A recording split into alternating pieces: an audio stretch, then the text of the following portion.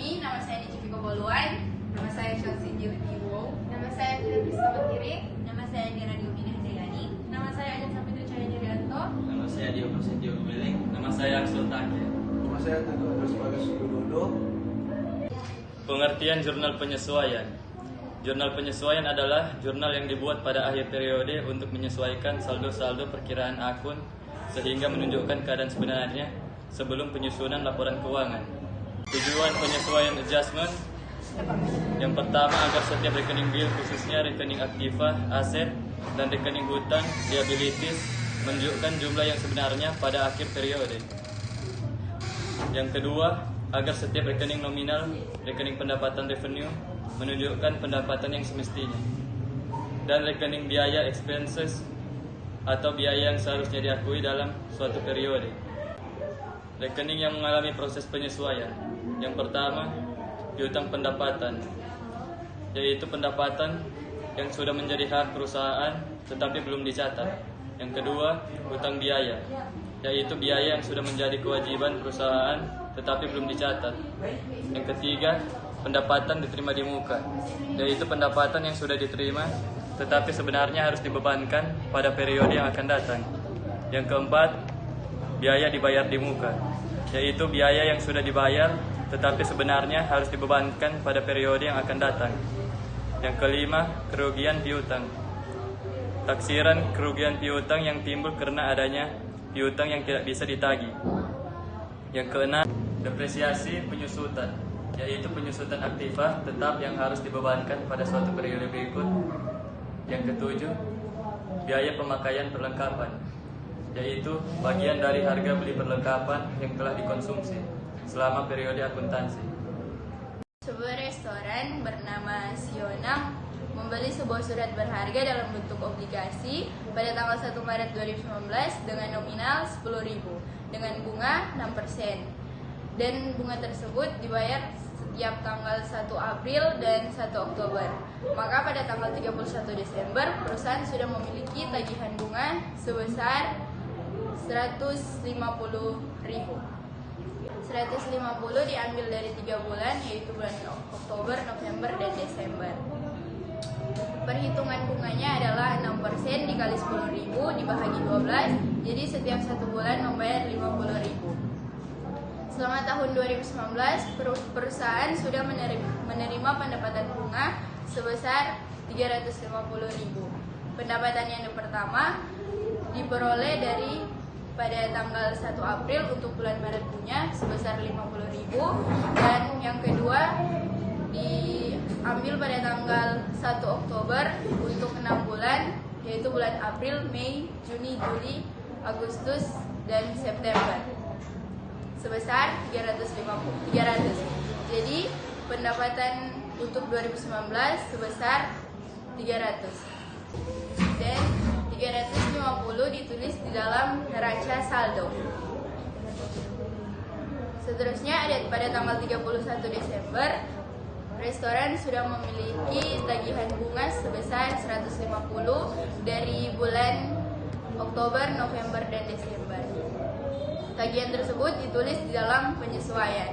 Jadi total keseluruhan pendapatan bunga restoran adalah sebesar 350 ditambah 150 jadi 500. Hutang biaya. Biaya yang sudah menjadi beban pada suatu periode tetapi sampai pada akhir periode belum dibayar, maka harus dicantumkan dalam neraca sebagai hutang biaya dan harus termasuk dalam saldo rekening biaya. Contoh di atas menyatakan bahwa tanggal 31 Desember 2019 masih harus dibayar gaji pegawai sebesar Rp2.000. Hal ini berarti bahwa saldo rekening biaya gaji pada neraca saldo sebesar Rp22.000 masih harus ditambah dengan Rp2.000, yaitu untuk gaji pegawai bulan Desember 2019 yang belum dibayar tetapi sudah menjadi beban periode tahun tersebut. Perhitungan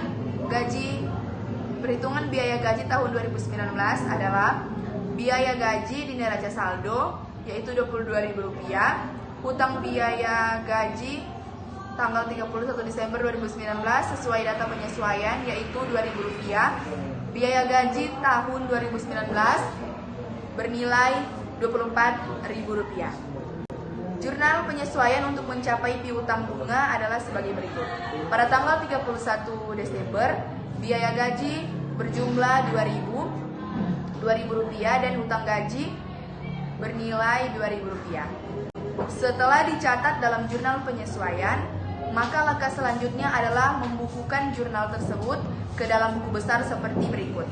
Tanggal 31 Desember 2019, saldo biaya gaji debit Rp22.000 dan penyesuaian Rp2.000. Kemudian hutang gaji pada tanggal yang sama, tanggal 31 Desember 2019, penyesuaian kredit sebesar Rp2.000. Pendapatan diterima di muka. Prastaran di atas menyatakan bahwa tanggal 31 Desember 2019 terdapat pendapatan yang diterima di muka sebesar Rp6.000. Penerimaan ini sudah termasuk dalam rekening pendapatan sewa yang sampai tanggal 31 Desember 2019 seluruhnya berjumlah Rp36.000 seperti pada neraca saldo, sehingga jumlah yang belum menjadi hak perusahaan ini harus dikeluarkan dari pendapatan sewa.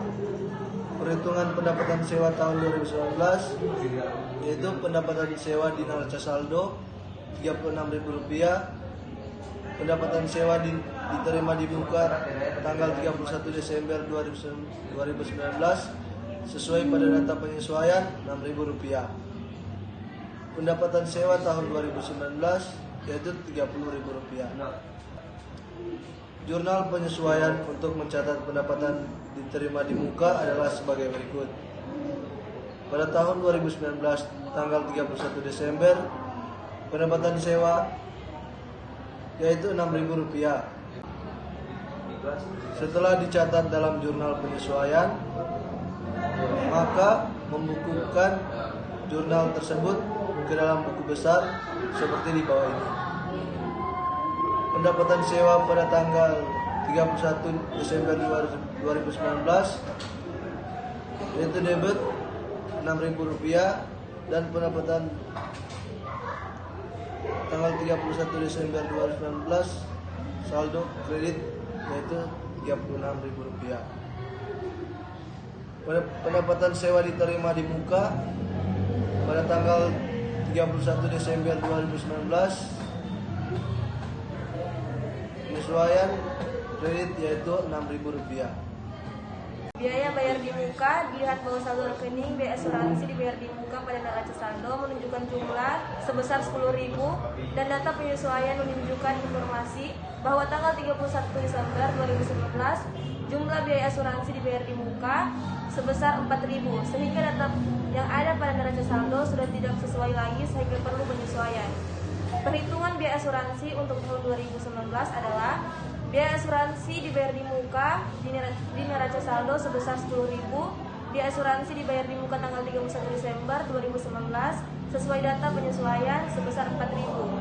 Jadi biaya asuransi tahun 2019 adalah Rp6.000. Pada saat mengeluarkan biaya asuransi sesuai pada neraca saldo, maka saat itu dicatat dalam jurnal umum. 2019 biaya asuransi dibayar di muka seharga Rp10.000 dan kas seharga Rp10.000. Tanggal 31 Desember diketahui bahwa biaya asuransi dibayar di muka bukan lagi Rp10.000, tetapi jumlah Rp4.000 sehingga perlu penyesuaian.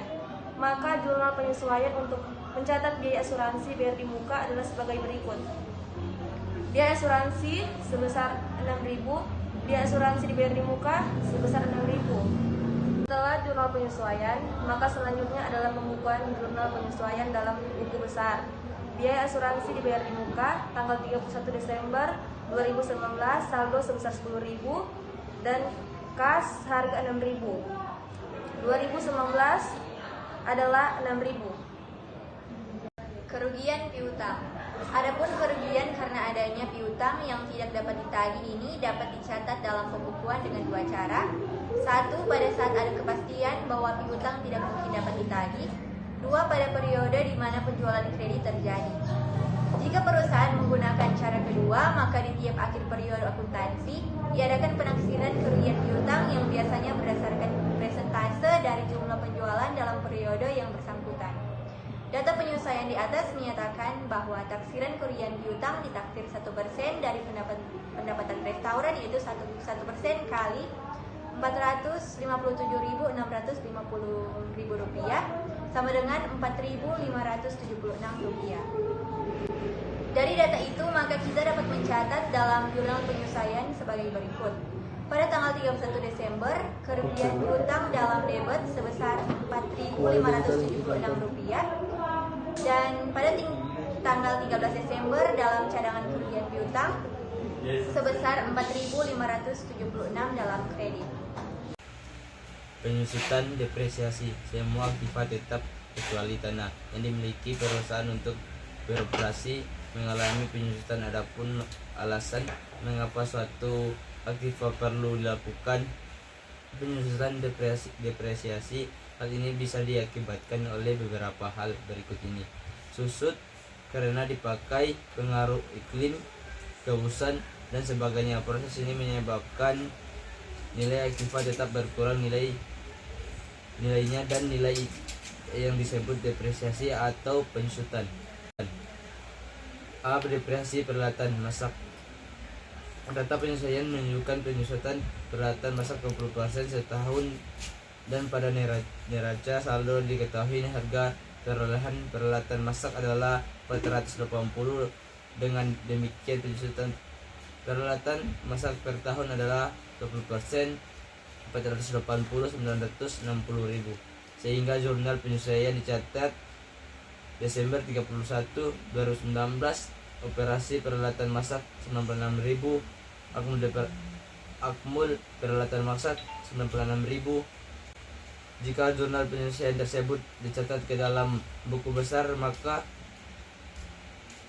penyusutan 96.000, akumulasi depresiasi peralatan masak penyusuaian 96.000.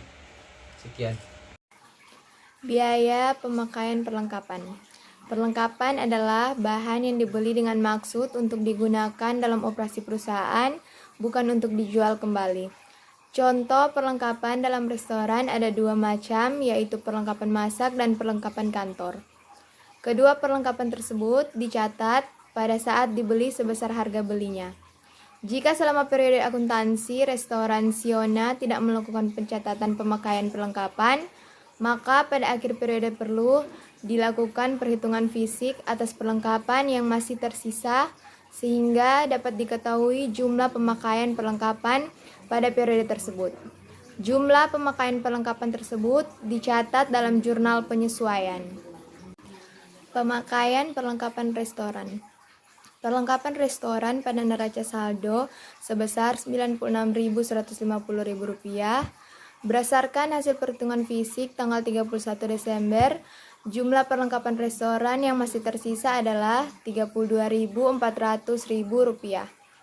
Ini berarti pemakaian perlengkapan restoran selama periode tersebut adalah Rp96.150.000 dikurangi dengan Rp32.400.000 sama dengan Rp63.750.000. Jumlah itu dicatat dalam jurnal penyesuaian, di mana pada tanggal 31 Desember 2019 untuk biaya perlengkapan restoran dicatat dalam kolom debit sebesar Rp63.750.000 dan perlengkapan restoran di kolom kredit sebesar Rp63.750.000. Rekening tersebut dicatat ke dalam buku besar seperti di bawah ini. 31 Desember 2019 kolom keterangan dicatat untuk keterangan jurnal penyesuaian dipindahkan ke kolom debit dengan total Rp63.750.000. Dilanjutkan ke catatan buku besar pada perlengkapan restoran pada 31 Desember 2019 untuk kolom keterangan dengan keterangan saldo. Untuk debit sebesar Rp96.150.000. Dilanjutkan perlengkapan restoran pada 31 Desember 2019 untuk kolom keterangan penyesuaian dan untuk Rp63.750.000 dipindahkan ke kolom kredit dengan jumlah yang sama.